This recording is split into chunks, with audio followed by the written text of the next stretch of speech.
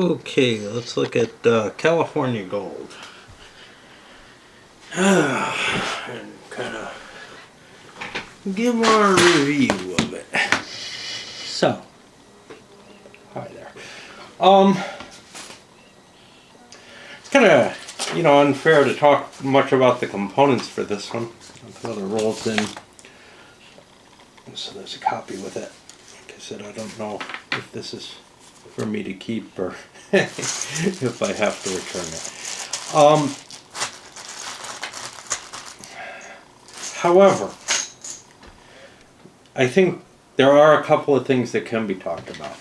I think the map is probably in a near final stage here. I guess the one thing, and this applies to both the map and the cards, is the Washington navel oranges.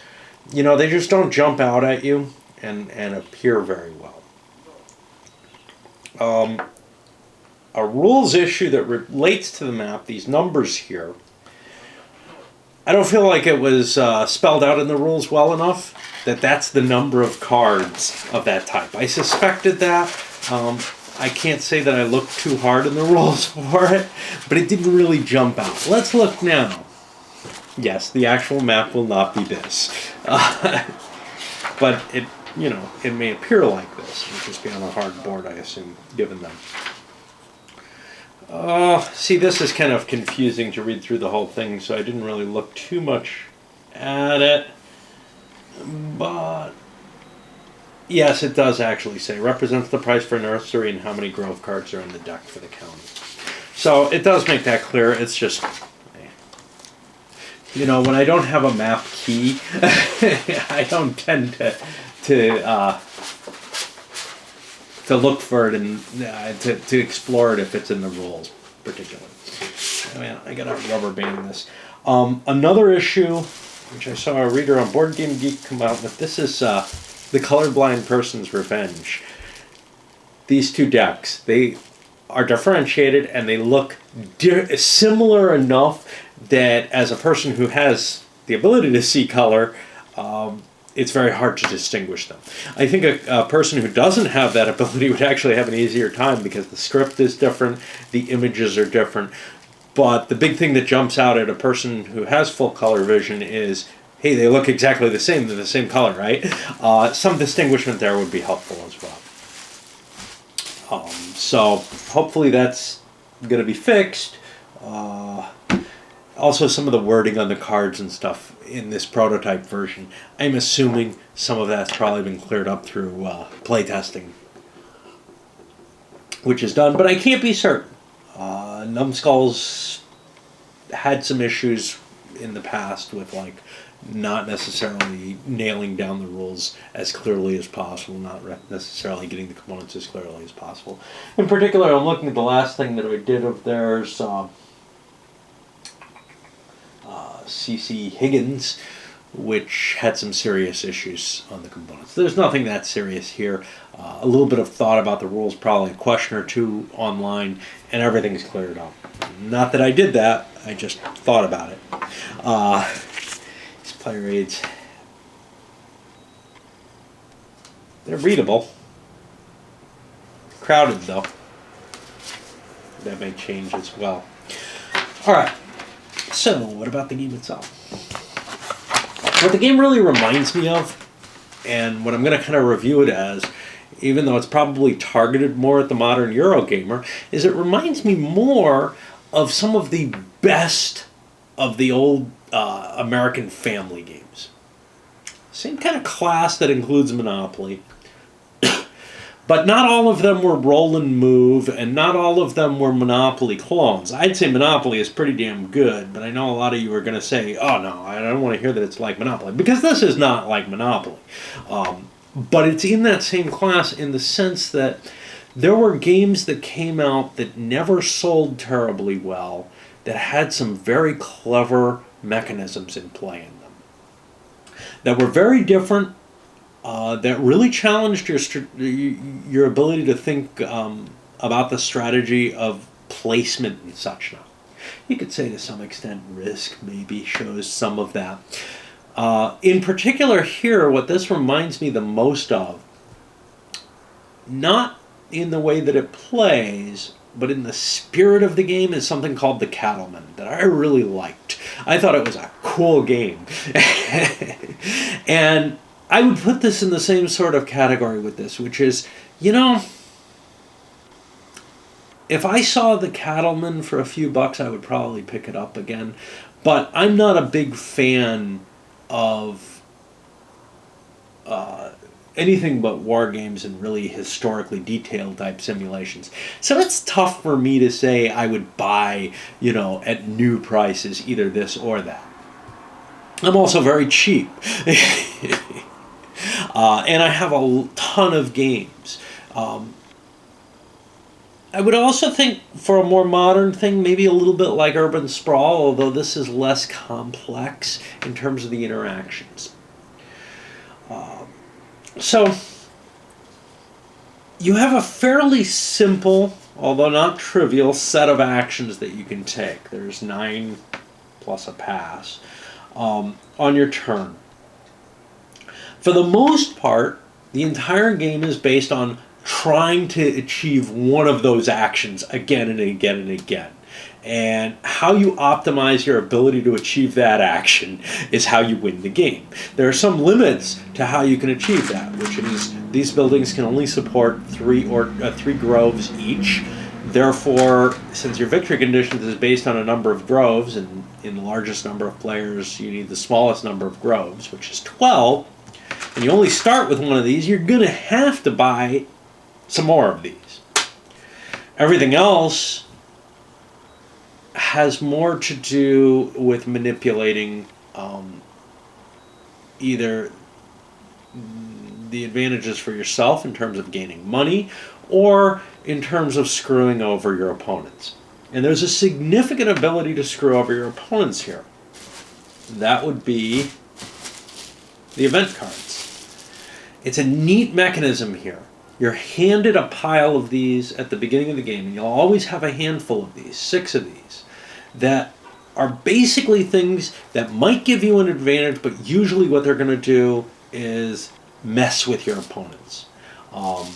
Because you know what's coming, you can choose to pay for one of these advantages, which other people can buy them on the sort of speculation idea of, well, if somebody does that to me, that's going to suck, And the more you know those cards and what their effects are, the more you'll be able to make informed choices about that. But in general, all of them have, something that they can really kind of hurt you with or help you with if someone else plays that card. Of course, you don't want to grab them if no one else is investing in them, unless you have the advantage of the knowledge of the card that you might play. The reason for that is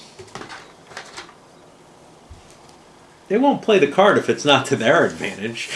It's not like these are random events that come up and that you have no choice in.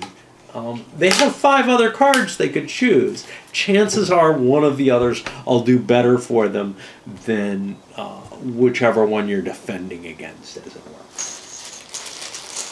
So that's a really neat little mechanism in there, is this: you have a hand of strategy cards and foreknowledge or whatever that you can prepare for, but you only get to play one of those out of every set of players. So basically the play sequence is you get to play one of those, some other stuff is happening administratively, actually a little before that, and then everybody gets a turn of actions.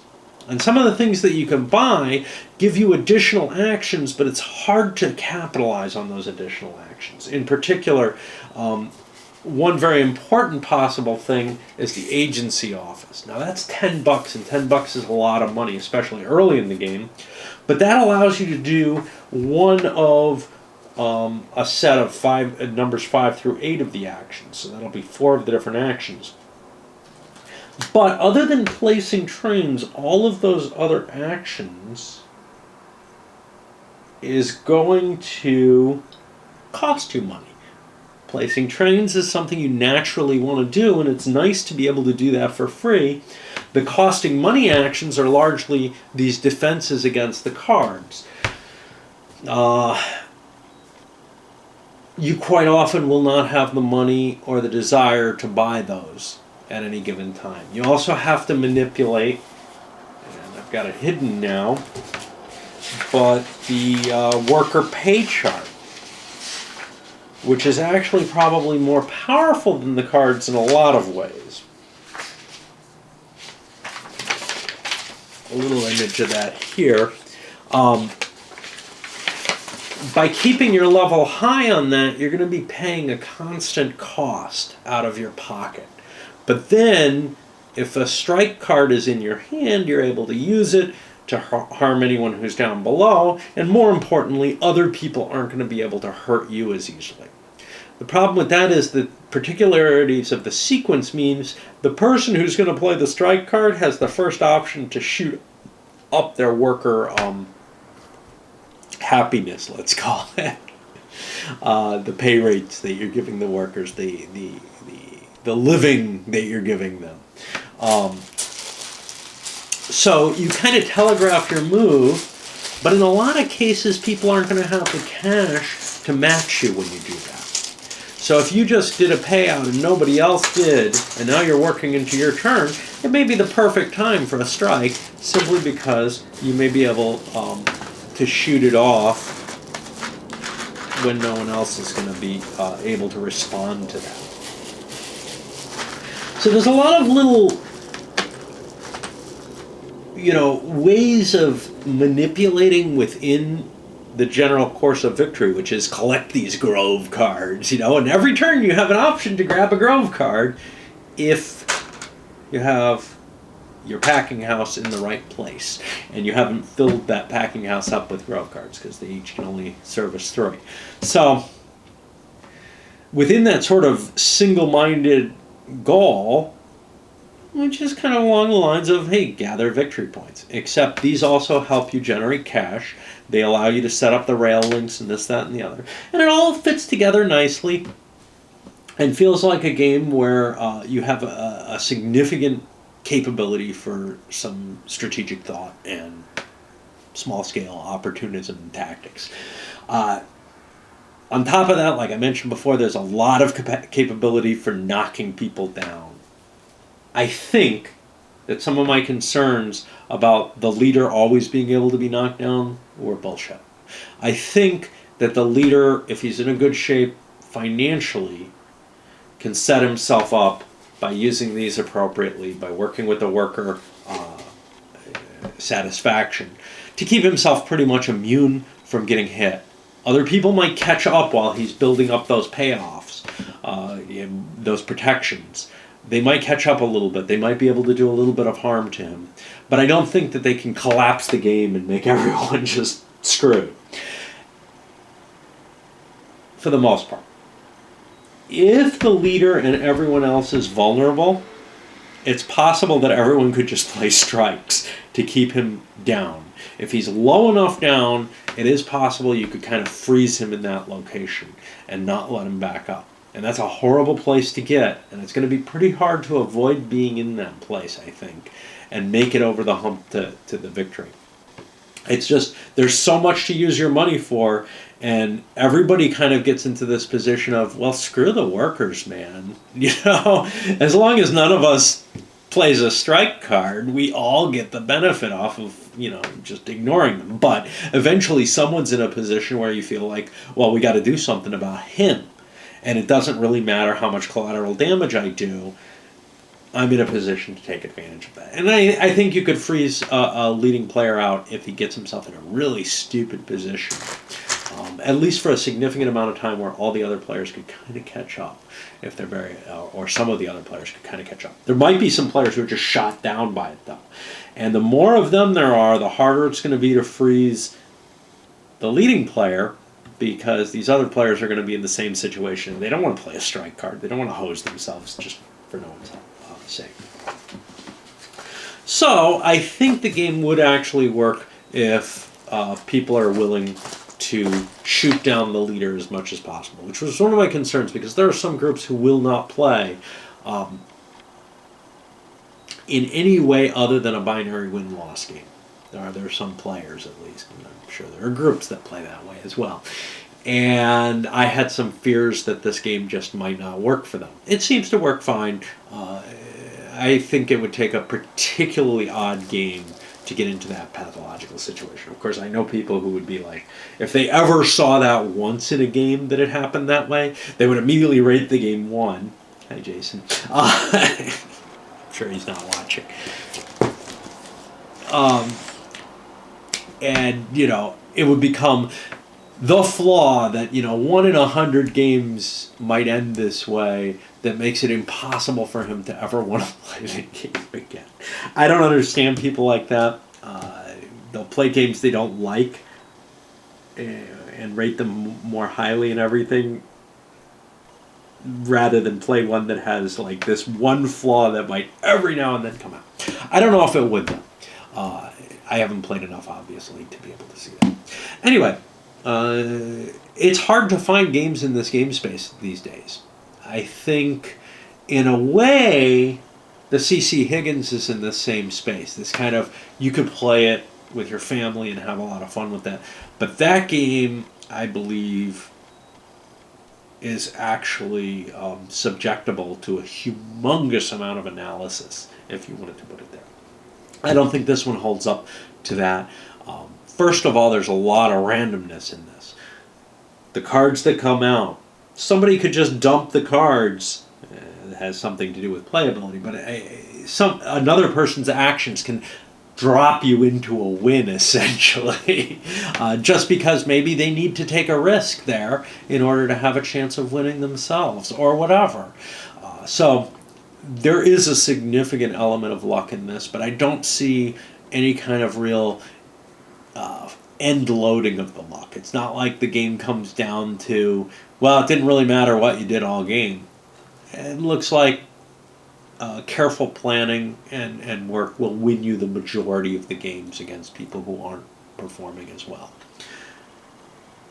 In fact, even with all that being able to shoot people down, it's hard not to hit everybody when you shoot people down, or at least everybody but a couple of you. And sometimes it's hard to hit the people you really want to hit because it's the guys who are winning who can protect themselves the best. Anyway, definitely a game I would play again. I know my wife's interested in it. We'll probably break it out and give it a shot at some point if we ever play games again.